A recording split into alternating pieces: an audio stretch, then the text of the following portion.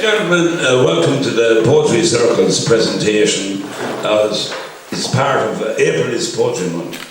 And we have a reading tonight with 3 poets. And the bad news, we get out of the way first. And due to illness, I'm afraid one of our guests, Mary Maguire, couldn't make it tonight, but we were grateful that Mary Studer could take her place at Jordan Norris. So tonight's lineup will be Jim Burke, Mary Studer, and Anton Floyd. Before we kick off with the artiste, our CEO, Domingo Taylor, will say a few words about the festival. Dominic Taylor.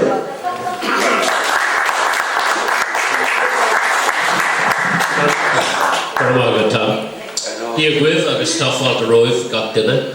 I'd like to thank you all for coming out tonight to the inaugural event of April is Poetry Month in Limerick 2023. Poets, according to the playwright John Liddy, says, must have roots among the clay and soil. The Limerick Writers' Centre has long been to the forefront in promoting poetry in Limerick within the community. From the very early days at the White House Bar to this month-long celebration, we continue to encourage and challenge people to look at and use poetry as an antidote to the turmoil and chaos we continually see around us. In an imperfect world, poetry can be a powerful tool for empathy and understanding, and a repository of energy from which we can all draw. We have been running poetry events since 2008, and in 2013 we inaugurated April is Poetry Month in Limerick. And though at times it has been a struggle to keep it going due to the scarcity of funding, I'm delighted that we have managed to do so and contribute to what I believe is a contemporary living folklore, especially since the COVID pandemic, where there has been very few live poetry events. We have still managed to keep the process going. We hope that we can instill a renewed interest in poetry and how it enhances and enriches people's lives. We believe that it has the potential to affect every aspect of life, especially pride and development in our communities. And as I said at the beginning, poetry, like all genuine cultural activities, must have its roots among the clay and soil, and that has always been our aim. This year's April is Poetry Month in Limerick offers an exciting programme of poetry events, some of which are run by our colleagues in the Lime Square Poets and in the UL Creative Writing Room.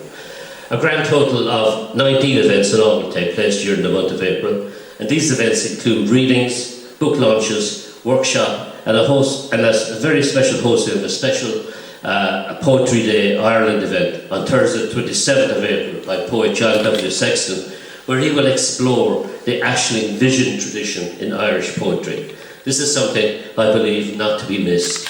We're also delighted to include Poetry in Spiritual Places, a guided walk which is hosted by surrealist poet Kevin Bateman. It is our hope that through events like April is Poetry Month in Limerick, where poetry is given a higher profile, we can begin to understand others better and enter into dialogue with prevailing philosophies and provide for a different kind of thinking. So please join in as many events as you can and spread the word among your friends and contacts. I'm just going to leave you with a short poem, a poem which is partly illustrated here in our banner by Mary Oliver, and it offers some good advice for anybody wishing to write poetry. It doesn't have to be the blue iris. It could be weeds in a vacant lot, or a few small stones. Sorry. Just pay attention, then patch a few words together, and don't try to make them elaborate. This isn't a contest, but the doorway into thanks and the silence in which another voice may speak. Thank you very much. I'll hand you back to Tom to introduce the poets.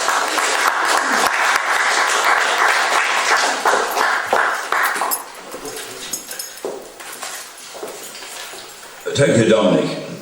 Now, in those of you who suffered the loss of money in the Markets Field, which was the home of greyhound racing, I have to report that the first to leave the traps is Mr. Jim Burke. Mr. Jim Burke.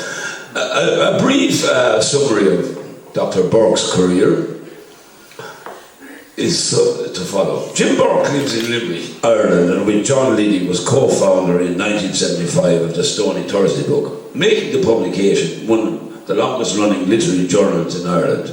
He completed his MFA in creative writing in Manchester Metropolitan University in 2018. Ladies and gentlemen, put your hands together for Jim Burke. Good evening. Thank you, Tom, for your kind introduction. Could I have my fiver back now?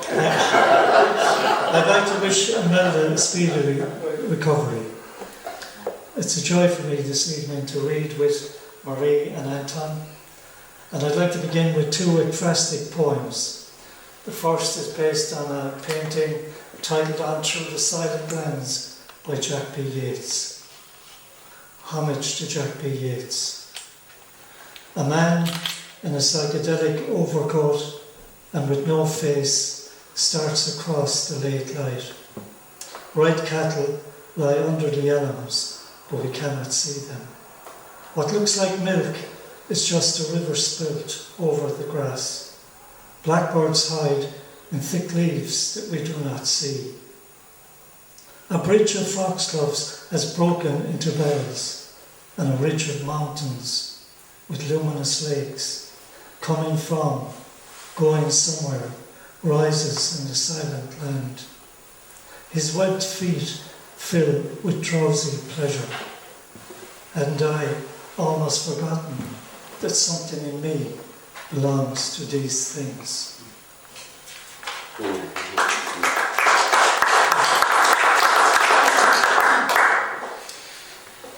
The second poem is based on Seaweed Gatherers Connemara by Aloysius O'Kelly. The Seaweed Gatherers. It's not easy to guess the weight of her bundle. She walks with a basket of dulse on her back, behind a man and a donkey on a beach in Connemara. She casts a small shadow aside from the man's and the brawny shadow of the donkey. The man's shoulders are straight while hers bow low. The donkey carries the heaviest load, leads the way across the beach. Why she walks behind the donkey and the man may simply be arbitrary.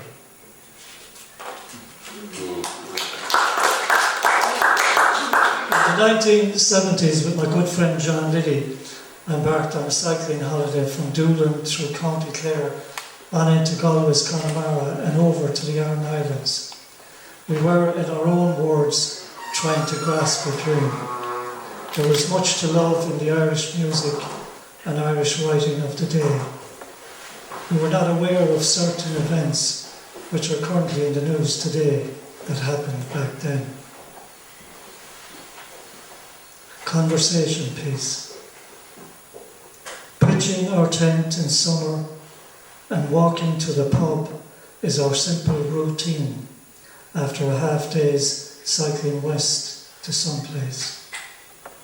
In Costello, harvesters delight us, surround us in the pub, while 71 kilometres away to the east, young boys playing discover skeletal remains in a concrete structure. Locals think it's a famine-era grave. Bless the site, build a shrine and reseal the pit. Later, we fry mackerel on an old pan. Sunset is slow and pink.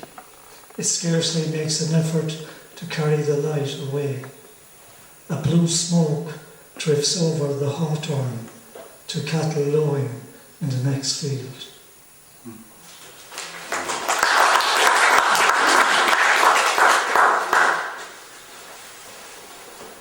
The allurement. The island hasn't moved, only grey stones darkened under the white stars. In the wash, rattling the shingly beach, only rock music. When the day is gone, one must be okay within oneself. Go deeper into what this place lacks.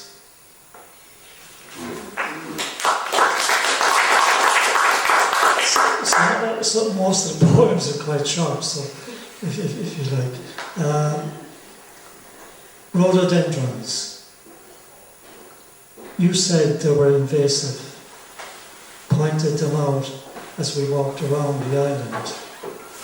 I noticed how fierce they were, spreading themselves under the tall leafy oaks, like twisted strips of lead from a series of stained glass windows that the light poured through.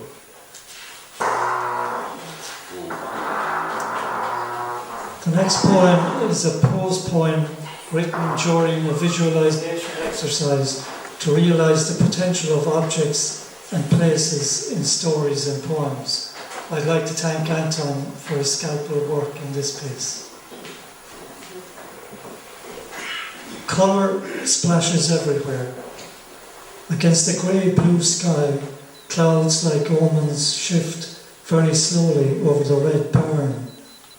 Dark hawthorn ditches conceal the gable of the barn. One elderberry in flower stands apart from the hawthorns. Two cypress trees climb high. They shadow the barn doors.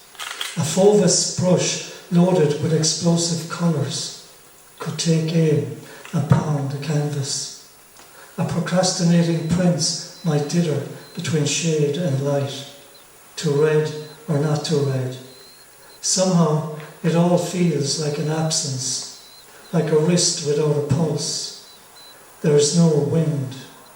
The scene has been without footfall for some time. The red barn looks like flashing courage, or maybe desire, when it pulls hard on the eyes. The roof meets the sky like a returning wave. Darkness will gobble the barn up, the way it swallows everything. Once upon a time, one or other stranger found refuge here, perhaps from the storm. Maybe somewhere south of here, the red barn is an imprint in a swallow's dream. All is still, but there is no point in listening for something that isn't here. All the yesterdays are gone. Those two cypress trees remain mute. They were there before the red barn, before the smell of the linseed oiling the timbers, before lovers groaning inside. Those scenes, long over, told in shadow and light, hint at a loneliness deeper than an empty church or the silence. Snow starts to fall.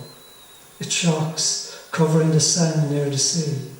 It continues over the green fields and sits on stone walls, on hedges, on trees, on farms, outbuildings and towns. It lodges along the spine of the red barn.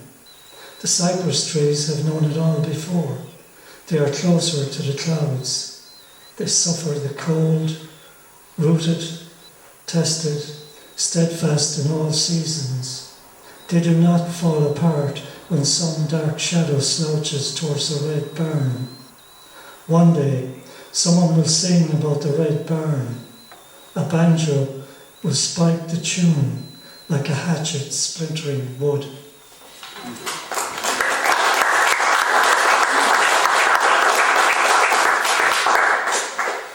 A short talk on singing. Wheat clumps were gone, replaced by a small tidy lawn. At the fence, a blue hydrangea taller than a pink azalea, and close by, stumps of lilies were beginning to show. A new green door hung on the outhouse. Everything had been made into a modern landscape, and the meadow split into 5 parcels of land for 5 townhouses. A Tarmacadam road wove around it a different swell of children's voices, and a robin landed before looking up, its red breast ablaze in the sunlight, its tiny beak open, whistling a song.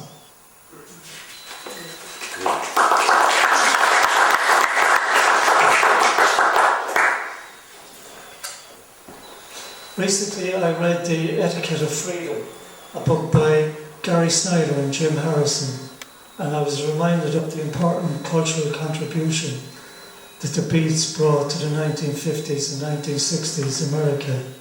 To my shame, I'd forgotten their contribution, so I wrote this poem. Where do we go from here? The farmer has harvested the hayfield, given it a blonde crew cut that reminds me of drama, with half-pint bottles of stout, bottled tea, pikes and twine, games of hide and seek, sliders down a haystack, and what was the horse's name? I like reading poetry late at night, Michael McClure's words echoing all the Beats' positivity. I find poems like Names of Horses, Tennis Ball by Donald Hall. This is it. Open your eyes, I say to myself, like I am not myself, like I haven't been looking at myself for a very long time. Is there a structure to history after all?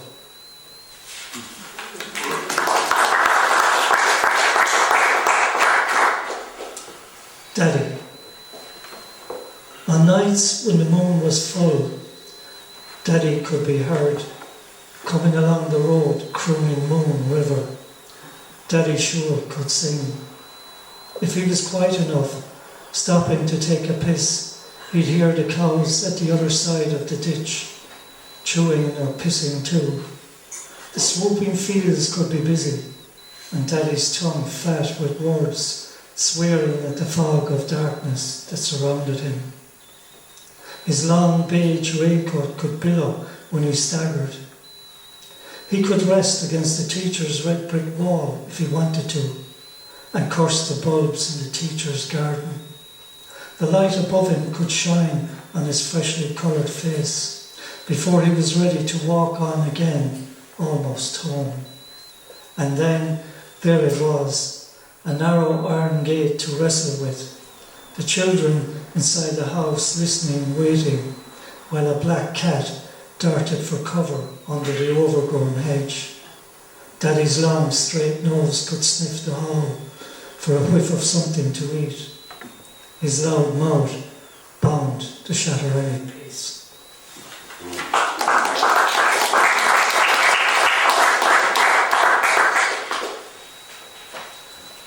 This is a sonnet that was written after a stone carving I saw in Furbo, County Galway.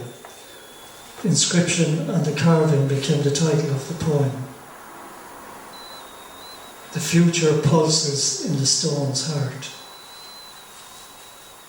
That flat stone I skimmed 5 bounces or more, and I swore I'd pluck up the courage to ask you out.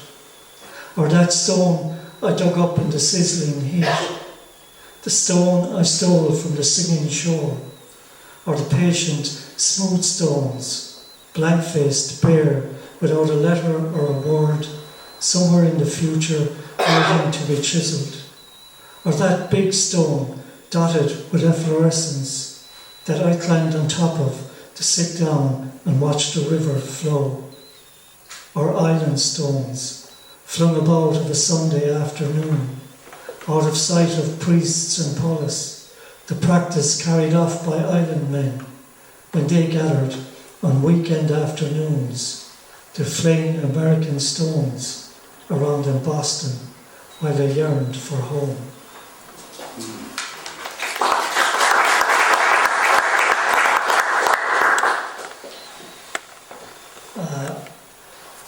Haiku are short poems written in 1 to 3 lines.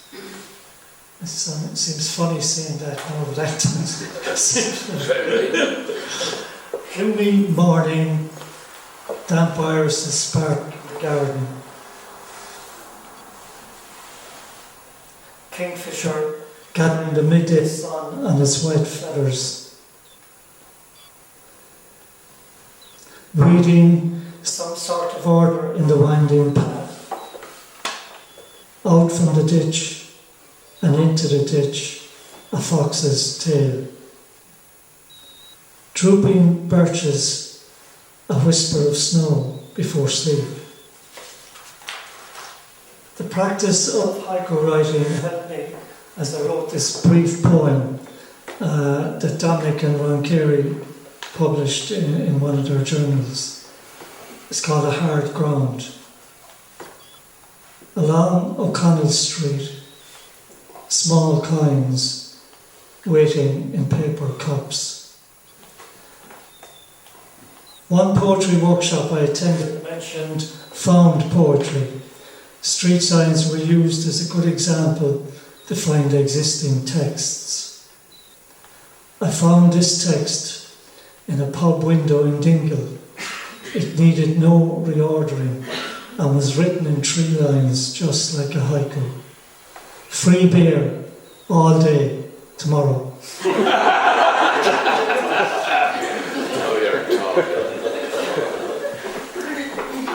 Making beds. What's he thinking now? Slicing a green pepper, sipping black coffee, pulling on navy socks, rinsing his linen jeans, choosing a book or removing his contact lenses, or brushing his teeth, searching for house music, visiting Guatemala, Argentina, Italy, perhaps France, catching up on his iPlayer, or listening to a song on the disc that you gave him the night you chose Indian for his birthday. Maybe he thinks about you now and again, sitting down under the wild cherry in his daddy's chair with a cup full of gold blend, certain he has made the right choice, and maybe thinking of someone who will get to know him more than you ever did. Long gone, summer nights you never thought would end, wrapped in his arms, out under the stars, when you had found him and you had made your bed.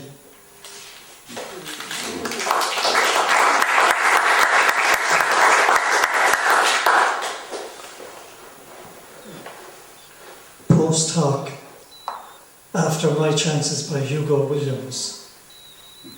One foot out in front of the other. It's that familiar ground over and over, out into the morning sunshine. Branches swaying in the breeze, birds flying high. My chances better than ever of being light today. How close I am to getting the hang of it at last. I'd say it now, if I thought you were listening.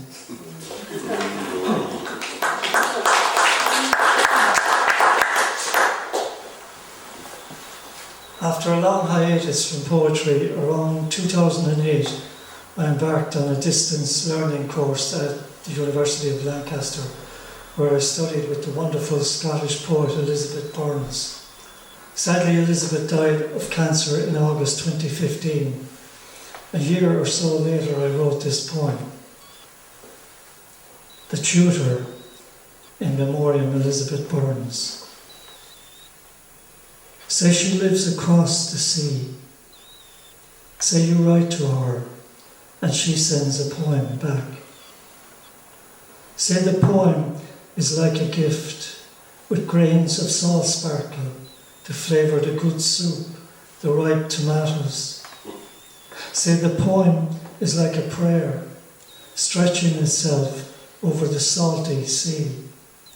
Say her words are scattered and sprinkled like salt.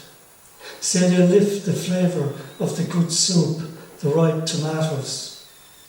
Say the poem is like a little glazed bowl she sends from the east coast of Scotland.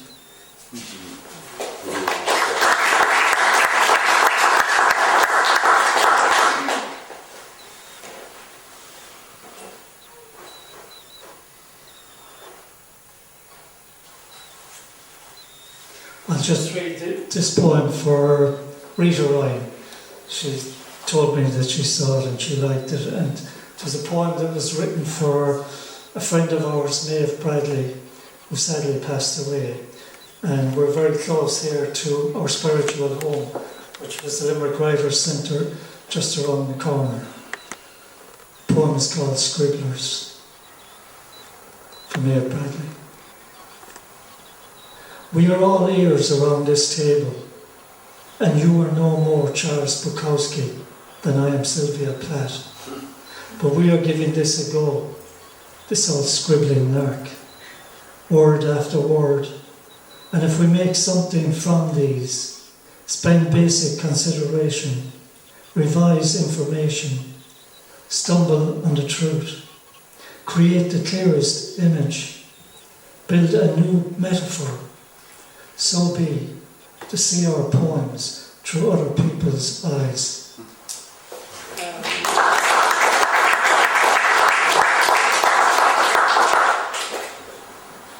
I'll finish with this short poem that was included in the latest edition of the Stony Thursday Book. You won't forget me. Down in the field where the grass frog jumped, you leaned on the gate and smiled at me. I smiled back, but your smile went on and on and on.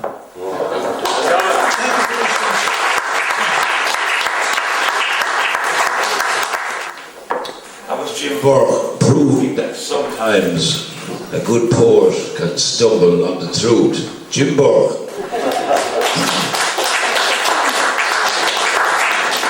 And I reiterate what Jim said, and we hope that our missing writer will be healthy again, and her replacement is Mary Studer. Mary is a past winner of the Trócaire Poetry Ireland competition and twice a winner in the Bangor Literary Ekphrastic Challenges. Try saying that after a rake of tawny wine. Her poems have been published in numerous magazines and journals, including Live Encounters, the Stony Thursday Book, The Storms, Drawn to the Light, The Waxed Lemon, The Honest Ulsterman, Black Bough, Bangor Literary Journal, Spilling Coco or Martin Amos, and anthologies. She has also aired on local radio. Ladies and gentlemen, Mary Studer.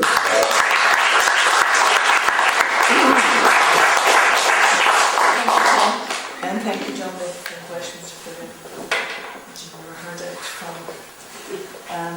Try use the microphone. All right, okay. So the first poem I'm going to read is Declaration, and this is the poem that won the Trócaire Ireland competition in 2020. And the theme of the competition was standing her ground. So I suppose women battling to hold their families together, facing violence, intimidation, and much, much more. Declaration. Back and forth, waist through shoulders, feet firm, knuckles like a hill chain. She rolls speckled stone on stone as kernels succumb to white flour, rhythm of her morning mantra. I will not stand by as they syllable up sweet talk with their 30 pieces of silver. Look at your corrugated roof, they say, and think of your children. I will not stand by as they covet my giving acre of plantains, white corn and beans, and target neighbours to get me out. I will not stand by as excavators growl and the mother lode is filched from cavernous pits, their tailings poisoning our water. I will not stand by as they drill for veins of gold dust and unearth the bones of my people from their final resting place. Around the table, children chatter and nudge as they shrink the stack of tortillas. And all the while, she hugs the mother cup to the rhythm of her thought for today. I am provider, defender, and memory keeper.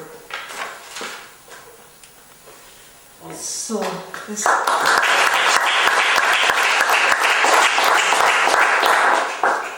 So this next poem, I'm going way back to when I was a child, and it's called First Muse.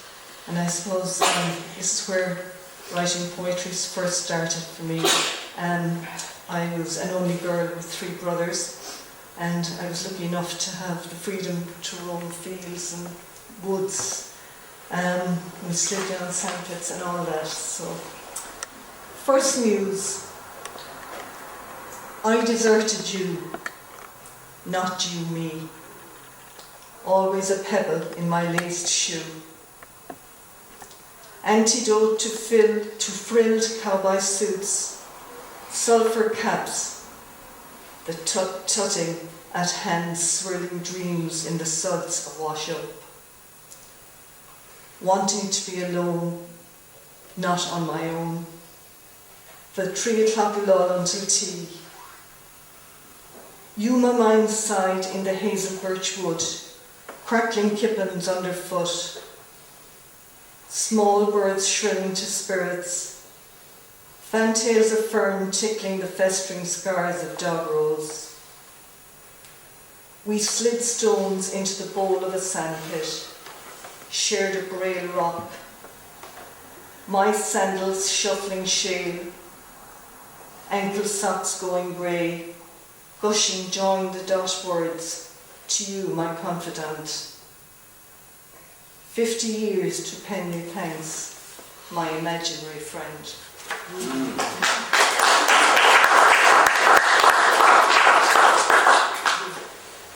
Coleman, so this, Coleman next poem, so this, a child's imagination again. Coleman. I knelt on the chair, saw him hoisting coal from the trailer, one hand clutching the top of a burlap sack, the other by his side, fingers thick as black mallets. Mam scrubbing pots at the sink. So that man is fit to support the Eiffel Tower. I saw a giant with a crackle-air face, a jigsaw in shades of grey and black. Curls escaped his greasy flat cap, a tangle I imagined with nests of black eggs, a job for the smelly stuff and a fine comb as wide as a rake. Boots like boulders hid toes. I pictured claws and ducked when he waved, lest I was meant to engage, inhale stink as bad as the mess in the henhouse. Months later, our family met his on the beach in Trócaire. Stripped to his togs, Jim revealed pinky white skin. His children laughed and cajoled, covering his legs in gold sand. His toes on parade, nails as neat as a box hedge, shiny as mother of pearl.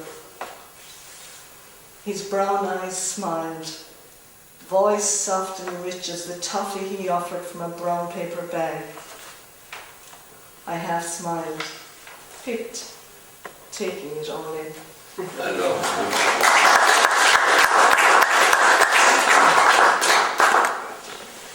So this next one is called Takeaway Score, and I suppose we've all had the experience of queuing at a chipper, and so this was one of my first ever nights out after a dance, and yeah, so I'm going to tell the story. Takeaway Score. I still savour the sting of Ostuni's salt and vinegar chips, though not the time I shrunk under a grey-white streetlight, a staggering takeaway line on the street of a Midlands town. Decibels of bravado and grumblings hissed hotter than vats of stainless steel oil.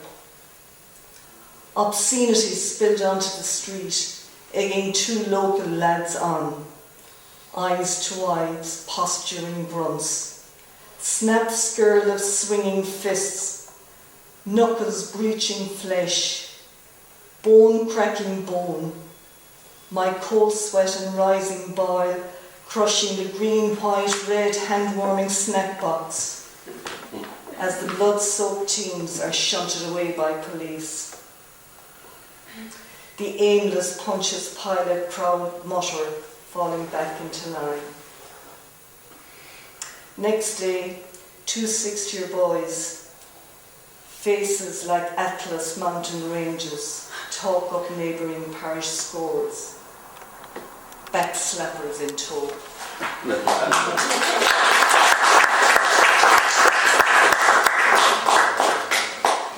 So this next one is shortly after I got married back in 1979, in a trip to the butcher's. Butcher. I was all business, showing my shiny gold ring.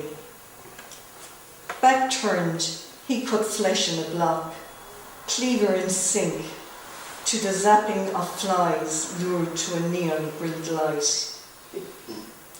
I wait to ask for 2 giggled chops before the trays of kidneys and hearts. He turns in a blood-mottled coat, asks, "What can I get you, ma'am?" I look over my shoulder for a woman in a wool coat, waves escaping her headscarf. No one is there. A skewer stabs my heart, slays my first name.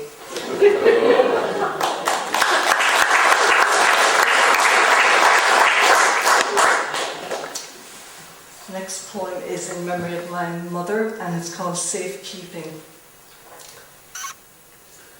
I scan the ingredients on the table, fingertips rolling fluff in the pockets of her red floral apron, recalling you say, instinct will serve you well.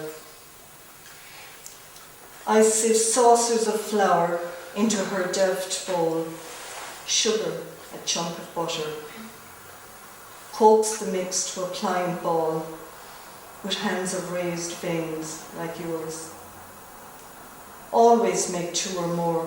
When they smell it, they want it straight away, but it's better on the second day, you'd say, wriggling the red pit in the range. Over and back with the rolling pen, my hands strive for your deft touch. My heart, your no-nonsense repartee, as I line hard plates with pastry. Slivers of bramley, sugar, and as you preferred, a pinch of cinnamon and crushed cloves, covered and crimped with the last fork from your Sheffield set. The shavings I sculpt into your insignia, 3 veined leaves, always from the centre. Now, I say, sliding the tarts into the digital oven, your voice mine in safekeeping. Memory wafts the sweet spice aroma of our after-dinner tete-a-tete, your leg easing its swing with each draw of sweet afton.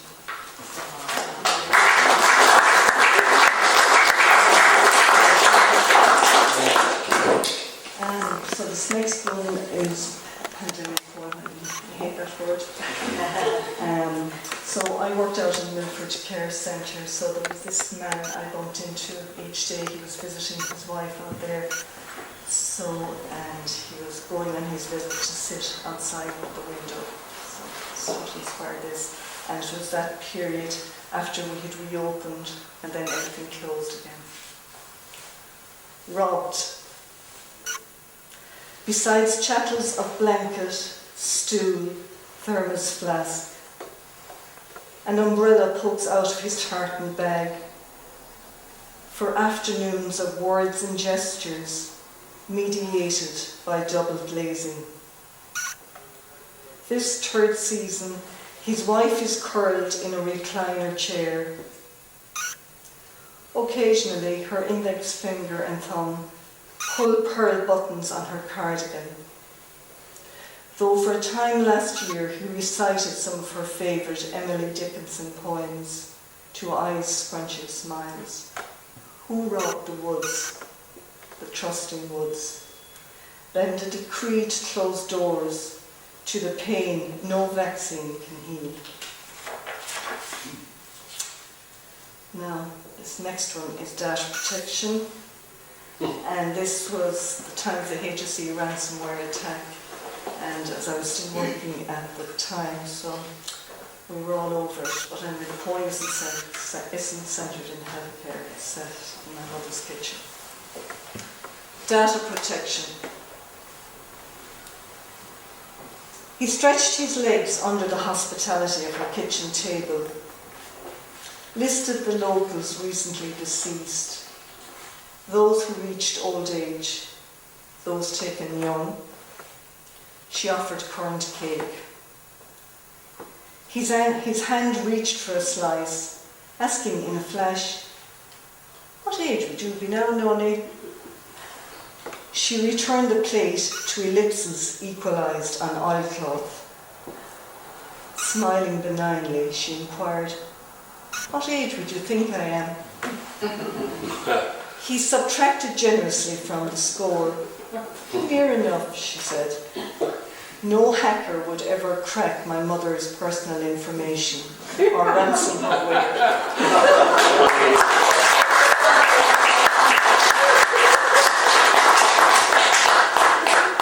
Okay, for one more, two more. Yeah.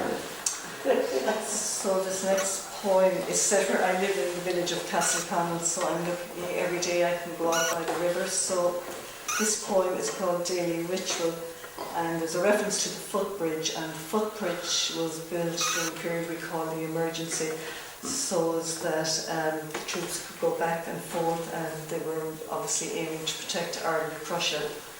And then there's a reference to the Franciscans, and during Cromwellian times, the stones from the monastery and some of the gravestones of the monks were used as a stone by the Cromwellian forces to make the road easier for the troops to get into Limerick.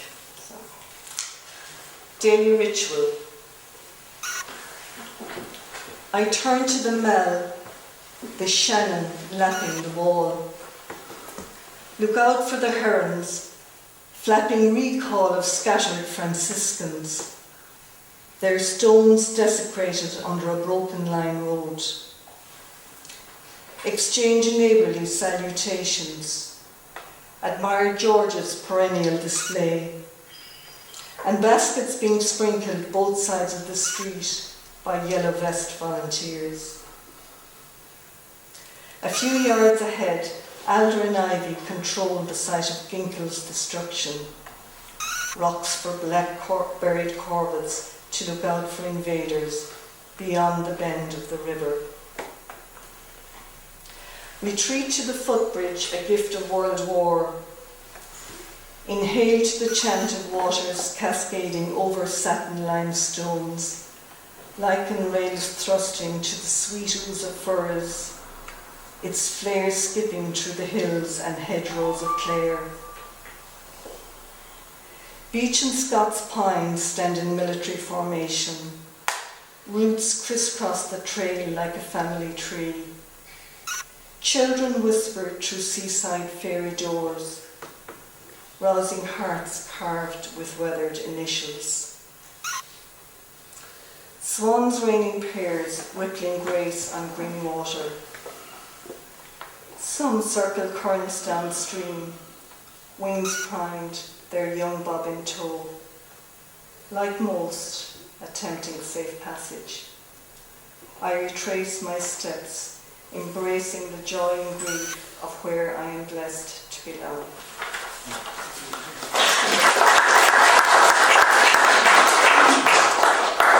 So I'll end with this one.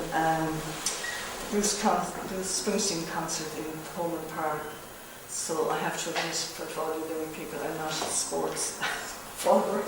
And my first time being in Holman Park was for the Springsteen concert. The boss came to town. Us early arrivals, a bonus greet. Thank you with a warm-up sweet. Hearts of stone and the journey beat. There's this bus stop at 82nd Street. Summer sun refused to go down, knowing this man was in our town, to preach the gospel of rock and roll, while we gyrated beyond control. Musicians blew spells into trumpets and trombones, and the shiver of the 3D fender beat the treaty stone surrender. The hush, like a benediction, American crucifixion. Trayvon Martin, rest in peace, as brothers navigate tripwire streets. He trod the milieu of river, like Shona, our own dream giver. Solidarity Odyssey, out past the island and Classy. He took us to the promised land, missionary boss and his band. The parting shot, we're not alone. Ah yes, we take care of our own. Question. Buzzing in the red home stadium, galvanised glow like radium. One night, not afraid of the dark, sanctuary in Thomond Park. In Cairo, Egypt, a 11-time mix of Irish, Maltese, English and French Lebanese, now lives in West Cork, Ireland. Widely published in Ireland and overseas, a debut collection, Falling Into Place, was published by Revival Press in 2018. The new collection, Depositions from Dura Press, launched in June 2022. Ladies and gentlemen, Anton, Floyd. Thank you, Tom. Thank you, Dominic. Well done, Jim and Mary. It's great to be here in Limerick, which I feel is my spiritual home for poetry. And I have to put my glasses on. I've had a cataract operation and I need to read my glasses. I'm going to read one or two poems from Falling Into Place, some poems from Deposition, and then a rake of new poems, just to try them out. And the first poem I'd like to read, am I right? Yes. The first poem I'd like to read is called Tracks, and it's about poetry and leaving a mark. Each footstep marks the dust, leaves a hint in mud or snow. The footfall disturbs the stones, press down the grass, there where the path is worn. Unknown where the search is leading, all the winding tracks we follow, all rituals of farewell and greeting, we map the imprints as we go. Pilgrims all of every temper, the tracks we cover keep a trove, tell of song lines and their singers. We scout, then reconnoitre inwards, made by the world in which we move.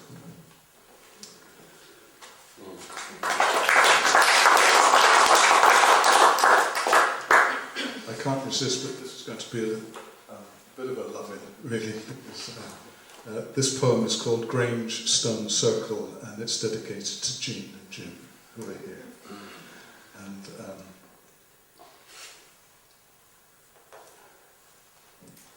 Limerick sits in a thin haze. We glide away at an easy pace, steal a last over-the-shoulder glance from the roadside, leaving behind for now the city's past. We cycle into open country and wide skies, a world of teeming hedges and green fields. Every turn shows midsummer on the rise. The road unwinds, and just where hedges yield to trees, we glimpse the relic stones arrayed. We come here now as once some forebear came, to divine the ritual mind which laid a great stone circle round a primal frame.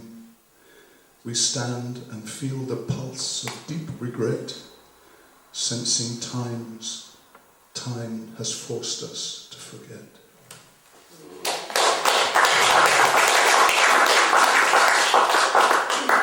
So, as Tom said, I'm a Levantine, Middle Eastern boy. We went to live in Cyprus again, and I wrote this poem on reading the great Greek poet Odysseus Emitis, and it's for my son, Aegon. It's just to take us to sunny climes.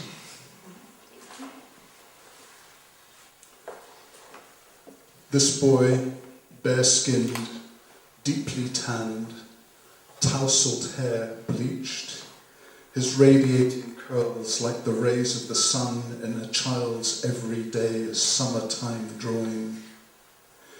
These the days when hayrick giants cross barefoot fields, harvesting childhood sunshine. This the country, the hillside vineyards slur the summer haze, where the still air clings to citric suns ripening and cicada trees keening the overheat in ever mesmerizing echo drones. This, the land, dry as olive bark, parched as powdered chalk. A scorpion is a medallion of stone, and under Byzantine domes, shouldering the press of noon, the golden icons of the risen Lord glow on whitewashed walls, fringed by monkish pines. This, the island, the moving seas, sails testing the angle of the wind, desires pitching like proud reefs caught in the reels of the sun. These, the memories, like sea creatures sifting the silences, like pliant sponges wedded to the rocks beyond the reach of breathless divers.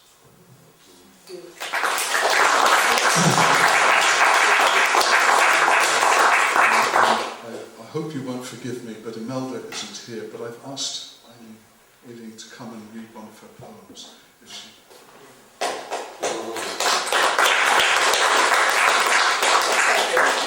Hope that's okay.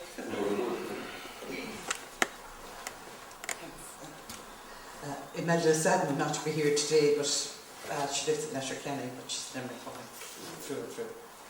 And Anton picked this poem, it's called Quirks.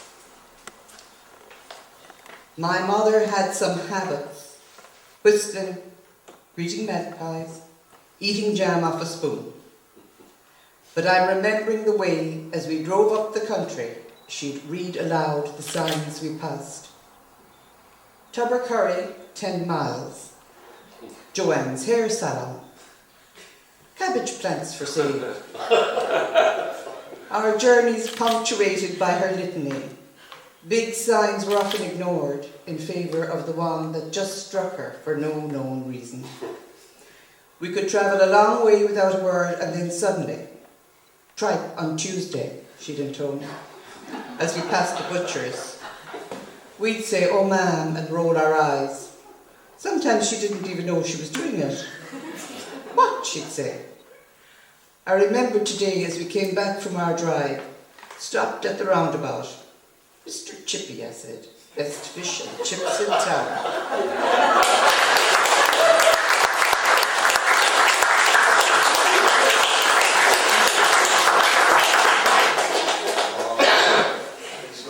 The girl that's not here but loved.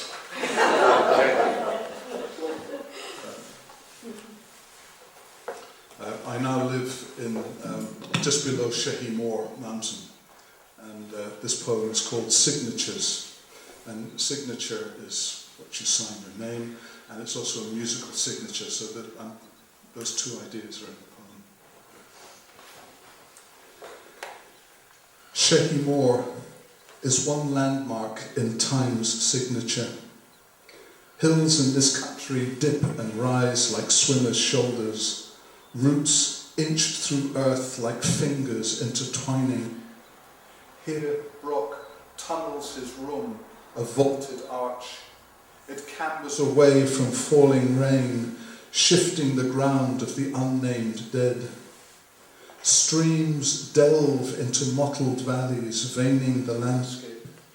Everywhere surfaces record elemental codes, palimpsests of lifetimes.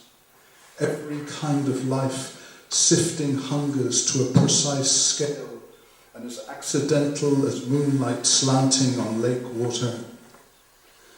To walk this land is to feel the weight of time's striations, a common heritage reaching back ever before local myths began.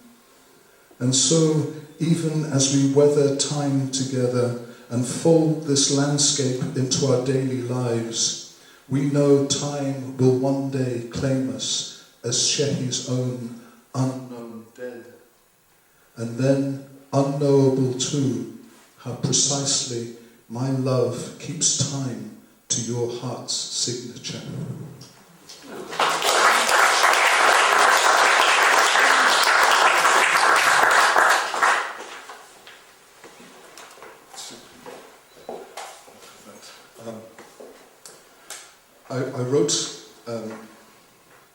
a series of poems, about 24 or 25 of them, and they were published in Live Encounters. And when we came to be making Falling Into Place, they didn't seem to fit in. And I wondered what to do with them. And Mark Ulysses said, well, hang on to them. You never know what will happen. And those 25 became 120. And I knew then that I had a book. And so this is Depositions. And it deals with the worldwide refugee crisis. Technically speaking, I'm a refugee from way, way back. So my family from 1860, 1948 in Palestine, and then 1960s in Egypt, and then the War of Independence and so on. So I'm going to read the first one of the poems that sort of inspired the way the book should be written. And it's called Michelangelo's Slaves, and this is a poem that is a response to some sculptures of Michelangelo in Florence that are they're supposedly unfinished, but the bodies are in the rock. They're emerging from the rock. They're trapped in stone. And there's an epigraph to it. For here there is no place that does not see you. You must change your life. This is by Rainer Maria Rilke. I stand in awe before them, sense their fixed purpose is directed at me. Have they fallen for the trap of believing I have the knack of freeing them? This muscular aching demands relief, a frank response, a desperate act. I can only offer a poem. The one I am drafting in my head begins with a history of false starts. Thoughts buckle under the heaviness, this weight of obsessive memories, so many midnights of the unnamed. Every line is a strained sinew, no deliverance yet. We stumble, keep falling in a world of flaws, unviable births and stifled breaths. What poem can confront this enormity? Justice, and not the vanity of grief, is the auroral shock across the dark. With some force of will, words like hammer blows must come rough-hewn. If any poem is equal to the act, it must come from the gut, with words to cleave the general ear, must speak the heaving struggle to escape the yoke, these marble shackles.